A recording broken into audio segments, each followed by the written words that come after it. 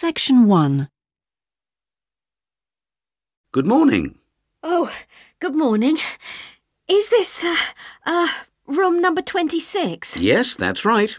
So, is this the Student Job Centre? It certainly is. How can I help you? Well, actually, I'm looking for a job, a part-time job. Do you have anything available at the moment? Yes. Are you a registered student? I'm afraid this service is only available to full-time students. Yes, I am. I'm doing a degree in business studies. Here's my student card. Which year are you in? Well, I've been at uni for 4 years, but I'm in the 3rd year because I took last year off. Right. Well, let's just have a look at what positions are available at the moment. There's a job working at the reception desk at the sports centre for 3 evenings a week. That's Wednesdays, Thursdays and Fridays. That sounds like fun, but unfortunately I have evening lectures, so that's not possible, I'm afraid. Is there anything during the day? OK, that's no good then. What about cleaning? There's a position for a cleaner at the childcare centre. Right. But you'd need to be there at 6 a.m. Does that appeal? 6 o'clock in the morning? Ooh, that's far too early for me, I'm afraid. I'd never make it that early in the morning. Well, there was a position going in the computer lab for 3 days a week that might be OK. Here it is. No, it's in the library, not the lab. Clerical assistant required. I think it mostly involves putting the books back on the shelves. Oh, no, hang on.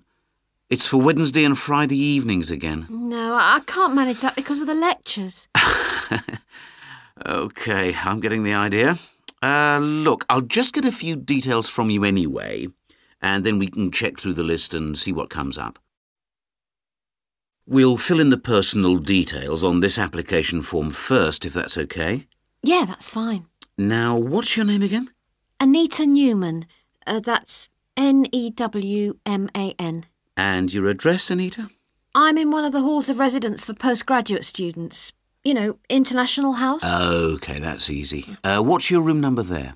Room B569. No, sorry, B659. I always get that wrong. I haven't been living there very long. Do you have any other skills? Typing, languages, that sort of thing? Well, I speak some Japanese. Right, I'll make a note of that. Now, let's see what else is available. What do you think of administrative work? There's a position for an office assistant at the English Language Centre. That sounds interesting. It's for 3 days a week, Monday, Friday and Saturday mornings. Interested? I was hoping to have Saturdays free, but I need the work, so... Can you tell me what the job involves? Yep, sure. It says here that you'll be required to deal with student inquiries and answer the phone. I'm sure I can handle all that without a problem. Great. Well, would you like me to arrange an interview for you? Say Friday morning around 10? Could we make it a bit later? Unfortunately, I've got something to do at 10. Would that be OK? Not a problem. How about 11:30? Hope it works out for you, Anita. Me too. And thanks for all your help.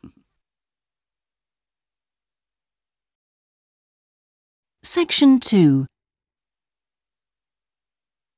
Good morning. I'm very pleased to have been invited along to your club to talk about our charity-sponsored walking holiday for education aid. I'll start by giving you a brief overview of what it entails. First of all, let me explain what we mean by sponsored here. This is where people promise to donate money to the charity if you achieve your goal, in this case to walk a certain number of miles. Basically, we are organising a 10-day holiday from the 6th to the 16th of November, with 8 days actual walking, trekking in the Samira Mountains. Let's have a look at some of the details. We require you to raise sponsorship money of at least $3,200, paying $250 of it up front as a deposit, and the rest in stages throughout the year. Out of this, about 35% will go on your expenses, and that leaves 65% guaranteed to go to the charity. Which brings me to the most important part. This trek is being specifically organised to help education in the Samira region.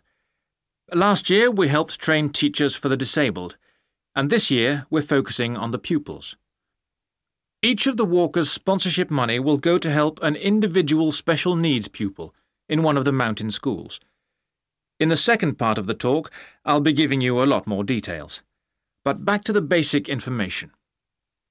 Age limits.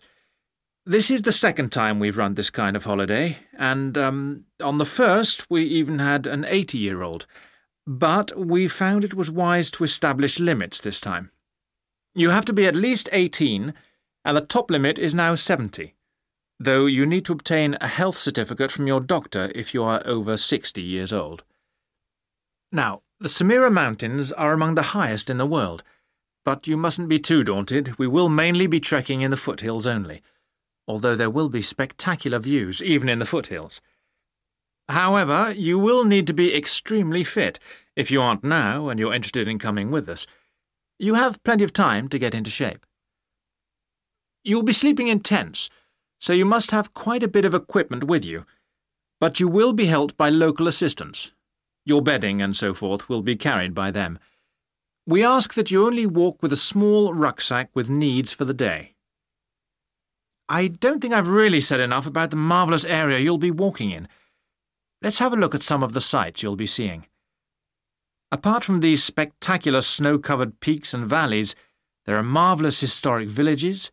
The area's been famous for centuries for making beautiful carpets, although recently there has been a trend to move into weaving blankets and wood carving. The people are extremely friendly and welcoming. We deliberately keep the party small in size to minimise disruption to people and landscape. I hope that there are still some people interested. I will be distributing leaflets at the end where you can find out more information. But just for the moment, I'll outline the itinerary, the main high points of the holiday. Obviously, you'll start by flying out to Kishba, the capital city, on day 1. After a couple of days to acclimatise yourself, you'll start the trek on day 3, walking through the enormous Katiba forest, which will take the whole of the day. Day 4 takes us higher up, going through the foothills, past a number of villages, and visiting a school for the disabled in Sohan. Then you have a rest day, that's day 5, before going to the spectacular Kumi Temple, with 12th century carvings, set in a small forest by a lake, and that's day 6, the highlight for many. We stay near there for day 7, because then comes the hardest day, walking through very mountainous country, but culminating in a swim in the Pate Falls. This is the highest waterfall in the region. Day 9 is much easier, with part of the day spent in a village where they make some of the gorgeous red blankets. Then back down to Kishba and the journey home. So, you can see it's a pretty packed timetable. Section 3. Thanks to all of you for coming along today to hear about how the Robotic Float project is helping with ocean research. Well, first of all, we'll look at what a robotic float does and its use. So let's start with the device itself. It looks a bit like a cigar, and it's about 1.5 meters long. More importantly, it's full of equipment that's designed to collect data. So it can help us in building up a profile of different factors which work together within the world's oceans. Sounds like a big project. Isn't it too big for one country to undertake? That's quite true, but this project is a really good example of international cooperation. Over the last 5 years, scientists from 13 countries have been taking part in the project and launching floats in their area of ocean control. And next year, this number will rise to 14 when Indonesia joins the project. That's impressive. But let's move on to how floats work. The operational cycle goes like this. Each of the floats is dropped in the ocean from a boat at a set point and activated from a satellite. Then the float immediately sinks about 2,000 meters. That's 2 whole kilometers down in the water. It stays at this depth for about 10 days and is carried around by the currents which operate in the ocean at this level. During this time, it's possible for it to cover quite large distances, but the average is 50 kilometers. So, what is it actually recording? Well, at this stage, nothing. But as it rises to the surface, it collects all sorts of data. Most importantly, variations in salinity, that's salt levels, and the changes in temperature, a bit like underwater weather balloons. Then, when it gets back to the surface, all the data it's collected is beamed up to the satellite. After about 5 hours on the surface, the float automatically sinks, beginning the whole process again. What happens to the data? Well, the information is transferred direct to onshore meteorological stations, like our one in Hobart, and within 4 hours the findings can be on computers, and they can be mapped and analysed. You say you're building models of the world's ocean systems, but how are they going to be used? And more importantly, when? Some of the data has already helped in completing projects. For example, our understanding of the underlying causes of El Niño events is being confirmed by float data. Another way we're using float data is to help us to understand the mechanics of climate change, like global warming and ozone depletion. That's part of an ongoing variability study, but the results are still a long way off. However, this is not the case with our ocean weather forecasting. Because we know from the floats what the prevailing weather conditions will be in certain parts of the ocean, we can advise the Navy on search and rescue missions. That's happening right now, and many yachtsmen owe their lives to the success of this project. In addition, the float data can help us to look at the biological implications of ocean processes. Would that help with preserving fish stocks? Yes, and advising governments on fisheries legislation. We're well on the way to completing a project on this. We hope it will help to bring about more sustainable fishing practices. We'll be seeing the results of that quite soon. It sounds like the data from floats has lots of applications. Yes, it does. It's also a powerful agricultural tool. If we were aware of what the weather would be like, say, next year, we could make sure that the farmers planted appropriate grain varieties to produce the best yield from the available rainfall. That sounds a bit like science fiction, especially when now we can't even tell them when a drought will break. I agree that this concept is still a long way in the future, but it will come eventually, and the float data will have made a contribution. Section 4. Good morning, everyone. Today's lecture forms part of the Hospitality and Tourism module. Last week, I looked at the economy end of the hotel business. This week, I'm going to discuss the luxury end of the market. Let's consider the following scenario. You wake up in the middle of the night in a strange hotel miles away from home, disoriented most probably from jet lag, when even the most expensive surroundings can seem empty and dispiriting. You have paid a great deal of money to stay in this first-class hotel with its contemporary technology, but according to recent research carried out by an international travel and public relations company, all is not well. The research suggests that even the most opulent, luxurious hotels seem to have underestimated the most basic needs of their customers, be they traveling for work or pleasure. The need to feel at home in surroundings which are both familiar and inviting. Do these findings, however, apply only to hotels situated in particular areas? Is it possible that the external environment can affect a guest's well-being? The company's research covered a whole range of different hotel types, both independent hotels and those which are part of large chains. They investigated chic so-called boutique hotels in the heart of downtown business districts, stately mansions located in the depths of beautiful countryside, and plush hotels built at the edge of tropical beaches, surrounded by palm trees and idyllic blue ocean. And the research concluded that what was outside the hotel building simply didn't matter. This is a fascinating revelation, and those of you hoping to move into careers in the travel and leisure industry would be well advised to look at the findings in more detail. But back to the main point of this lecture, the need to feel at home. What can the hotel industry do about it?